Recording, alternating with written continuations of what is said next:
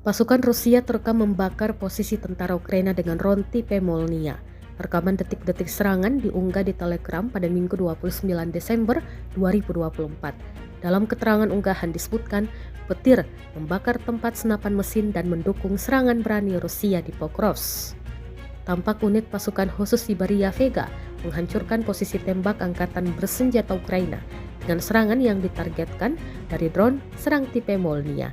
Hal tersebut mendukung serangan unit penyerang Rusia selama pembebasan pemukiman DPR di arah Pokrovsky Avdiivka.